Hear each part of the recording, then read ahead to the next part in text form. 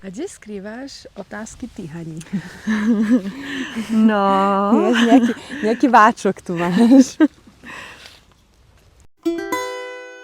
Toto Je náš Tantrakast. Nekonečná studánka blaženosti. Kristi, můžu se tě dotýkat? Co mi odpovíš?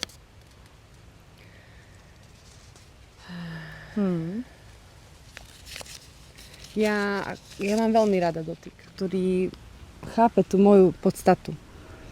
A preto na stretnutiach vyzývam mužov, že nasleduj svoj impuls a svoju túžbu a svoju chuť a zároveň ja sa o seba postaram. A dáváš těm klientům nějaké hranice rovnou? Jako jasnou červenou prostě? Ja mám rada, ak človek vchádza do svojho impulzu. To znamená, že niečo chcem urobiť a tak idem potom. A to už je stretnutie pre mňa. Že to neznamená, že ja tam musím vojsť, ale znamená to, že uvidím toho človeka v jeho túžbe. A to je pre mňa veľmi veľké, že si ten človek ako dovolí vojsť do svojej prirodzenosti. A ja v tom, čo sa stane, to je jedno, že či to je ako ruka, alebo slovo, alebo vyslovenie niečo, tak ja vlastne už ako viem v tej chvíli to tak ako už podľa toho, že kde ja stojím a na čo mám chuť, tak už viem si to tak ako tú svoju hranicu vlastne jasne nejak ako nahmatať. Cítim, že sa mi ťažko o tom hovorí. No, mám pocit, že keď poviem, že áno, takže budú chodiť muži, ktorí budú mať očakávanie, že so mnou môžu robiť čokoľvek. A jasné, že sú chvíle, kedy som hráva a viem si to ako vyriešiť. A sú chvíle, kedy mi je proste ako som taká krehká, mi je tak ťažko a vtedy je niekedy pre mňa ťažké vojsť s tým mužom, ako povedať mu nie a vojsť si do tej svojej krehkosti pred ním, alebo sa pred ním rozplakať ešte, že tak to už je pre mňa ako vysoký level tantry. Ale niekedy cítim, že mám proste ako chuť byť v tej svojej zraniteľnosti. A bojím sa teraz, že budú chodiť muži, ktorí budú na mňa tlačiť s tým, že sa ma chcú dotýkať. Ale áno, ja milujem dotyk. Milujem dotyk a milujem mužský dotyk. A milujem, keď proste ten muž má v sebe pokoj v tej ruke, proste v tom celom tele a s tým pokojom sa ma vie dotknúť. A pre mňa je už tedy ako keby jedno kam, ale cítim, že tam je ten pôžitkárstvo v tom dotyku a že vlastne on ako nejde hltavo za niečím. A zároveň mám rada mužov, ktorí prídu z toho miesta, že nemajú dosť a chcú viacej a nevedia, ako to urobiť, pretože ja im viem ukázať, čo majú urobiť, aby sa toho ako keby mohli napiť a mohli prísť raz, dvakrát, trikrát, 10-krát na to, aby v tom dotyku ako ten pokoj prišiel. A mňa veľmi ako baví a láka na mojej práci, na mojom poslaní práve to, že taký muž príde za mnou, ja ho tým prevediem a potom môže prísť domov a tá žena stojí pri tom dreze a umýva riady a on vlastne príde ku nej zozadu a len tak ju ako chytí. A nič od nej nechce, on tak ju chytí. No a Kristi, na rovinu, když o tom tak mluvíš, mně se to líbí, ten tvůj koncept, jak to máš nastavené, ale přece jen stalo se ti někdy, že by vlastně to bylo moc, že by ten člověk vůbec nebyl ani nastaven na to se učit a právě byl tak jako hltavo, jo, jestli mě rozumíš. Prišiel, Hani, a prichádza pravidelne a často. Lebo ja neviem, som v nejakej svojej ako keby nálade. Takže sú rôzne. A mám rada tú ako rozmanitosť tých stretnutí. Raz je to takto, raz je to takto. Rada si to dovolujem objavovať, ako to vlastne chcem v tej chvíli. No a nemají klienti u tebe zmatek v tomto? Že třeba nevědí? Jako co můžou, jak můžou, kde můžou? No, víš? Ono je to, po čo si ku mne chodia. Pretože oni si nechodia po jasnosť a po konkrétnu masáž, ale konkrétne áno alebo konkrétne nie. Oni si ku mne prídu za tou ženskou hystériou s láskavým dotykom. A ja ako som pripravená ich, alebo mám chuť ich sprevádzať tým, ako áno, ako sa máš dotknúť doma ženy. Takže áno, majú určite veľké nejasno. No. Vystave tvoj prístup. Vidím tvoje ako keby tú náladu, že čo to je, že ako, kde sa ťa to dotýka, že tam je vlastne nejasno, že ako to máš ty? Jako já to úplně naprosto chápu, rozumím, jak to máš, ale taky úplně chápu, že to, do které fáze jsi se dostala, tak to už je vyšší level. Vyšší level tady tohohle vnímání, protože jsi velmi silná osobnost. A taky vnímám, že existuje obrovské množství žen, které si nedokáže říct, a tak to ano. Znám spoustu žen, který řekne, že když se někdo takhle muž jakoby dotkne, tak mají chuť prostě ho poslat domů. A ne, aby se ho dotklo na nějakou třeba intimnější. Jsi penis nebo prsa, nebo někam úplně jinam. Tak vnímám, že to je obrovský problém, který, protože co dělá dotek může pohladit, ale taky prostě může zase v podstatě i velmi uškodit, znásilnit vlastně to tělo. A vím, že právě pro ty ženy, kde si neumí určit sami i ty hranice, protože třeba ty hranice jim dlouhou dobu byly překročovány a necítí sami sebe.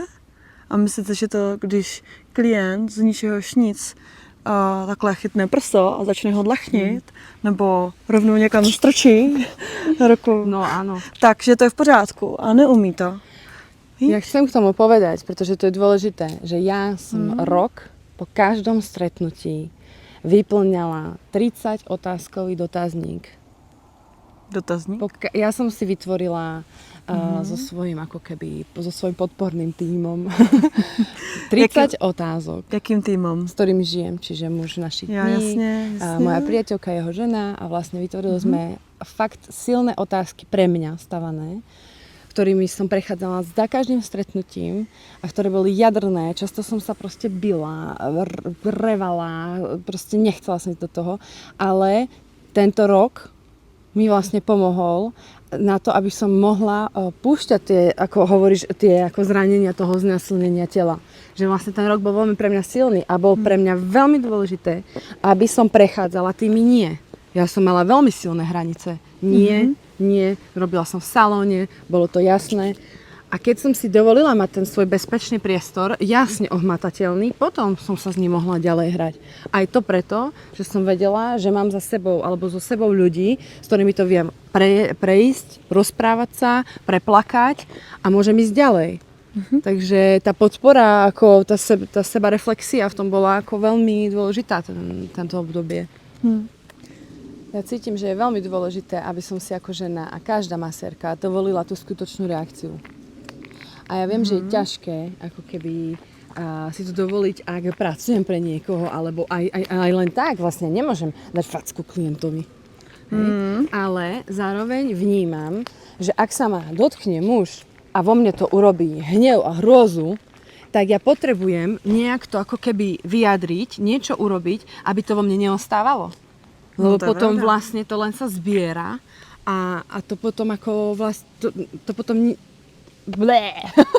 No, to vede potom. Táto téma je tak ako šialená, že...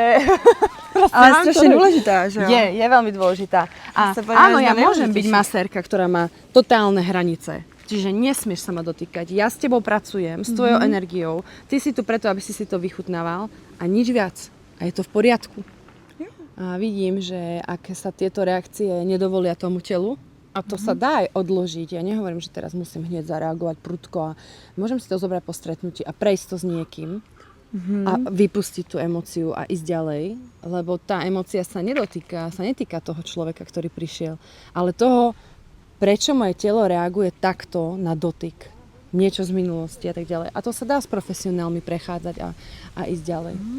A keď to vo mne ostáva, tak potom si zväčšujem tú hranicu tých dotykov a ešte viac a už potom to ide aj do súkromného života a môžem sa stať takou ako keby takou ako chladnou vlastne osobou k tým dotykom. Jo, protože vlastně co dělá tvoje tělo? Tělo se může i odpojovat, víš? Ono se to i v reálu děje. Víš, když někdo ti furt bude jako mlátit, že jo, tak ty tam nechceš být v tom těle a cítit to tělo. Že jsi to dělala. Ty chceš minimalizovat vlastně tu bolest, že? Ale problémem je, že to je vlastně taková obrana, ale problémem je, že to tělo se i znecitlivuje vůči právě těm orgasmickým potěšením, víš? V podstatě, když bych třeba tě furt jako plásala přes ruku nebo píchala něčím a tak dále a ty bys mě neřekla, hej Hani, ale mně se to úplně moc nelíbí, jako jo, protože mě to bolí. Ale to přejdeš, tak najednou tvoje tělo začne reagovat takovým způsobem, že se úplně znecitliví. Že stejně tak, jak ty se obrdíš proti něčemu drsnému, něčemu, co třeba nesouzní úplně s tvou bytostí, tak to tělo se uzavře. A nejenom to pro to špatný, pro ty škaredy, protože mě to bolí, tu bolest, ale i pro to pěkný, pro to příjemný, pro to krásný. A to je ten problém, jo? Že se ochuzuješ v podstatě o všechny krásný, o tu citlivost, o tu křehkost. Víš? A to je velmi důležité za mě si tady toto uvědomovat, že se neustále bavíme o doteku, o té citlivosti, o té vnímavosti k sobě samé. Co je to, co je mi příjemné, kde je mi to příjemné a od koho? A kam? A jak moc? Je to, že pokud dlouhodobě masérka si nechává překračovat hranice, tak se může lehce stát, že se ochudí a zaseká svoje vlastní tělo do té míry, že se stane necitlivou i pro orgasmické prožitky svého vlastního těla. A je potom plná bolesti. A to je velký nebezpečí pro prostě ženy, které pracují nejenom v tantrických masážích, ale právě v erotických masážích, v pornoprůmyslu a kdekoliv jinde. Dokonce, jestli můžu říct i historku, tak jsem spolupracovala s jednou ženou, která pracovala v pornoprůmysle. Takže to je ta cesta, víš, že když mě někdo řekne, že opravdu dělá sexuální služby rád, tak nevím, jestli mu dokážu jako věřit, že s každým. Věřím v to, že fajn, tak mě to naplňuje nějaká záležitost, ale ne jako na běžícím páse. Tím chci motivovat vlastně i masérky a všechny, kteří v tomto pracují, aby byli k sobě citliví. Aby opravdu přesně si řekli, tak toto jo a toto ne. A nejlepší, nebo aspoň ze začátku ten způsob, jakým to v podstatě vyjádřit a říct. A když se bavíme o tom profesionálním, o té profesionální bázi, tak si to právě vyjasnit hnedka na začátku s tím člověkem. Toto ano a toto ne. A má tam jasnou červenou.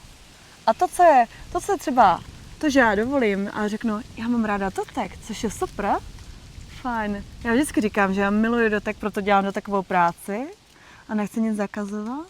A řeknu, tak ladně, laskavě, hezky se mě může dotýkat, ale prosím vynech tyto partie, tam ty partie, hlavu, tamto. A on řekne, OK, moc si přeju, aby jsme se v tom cítili oba dva příjemně. A já s respektem budu i respektovat tvoje hranice.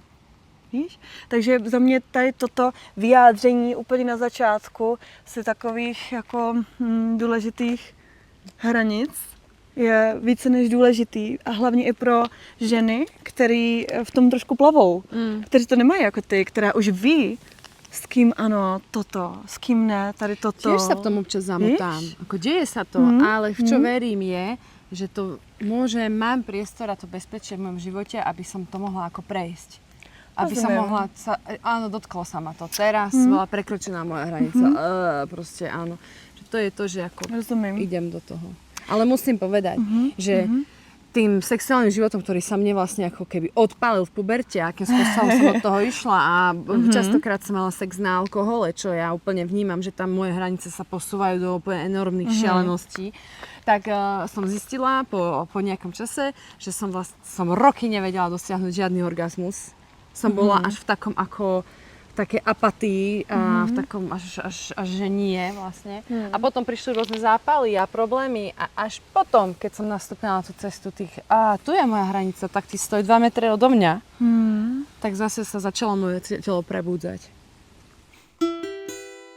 Toto je náš Tantrakás. Tantrakás. Tantrakás. Tantrakás. Tantrakás. Tantrakás. Prirodzená od prirodzenia. Přirozená od přirození. Plnou verzi tohoto našeho rozhovoru najdeš pouze tam, kde můžeme být krásné, autentické, svobodné, tam, kde unesou náš obsah 18+. Trochu Patreon a všechno na našem webu tantrakast.art.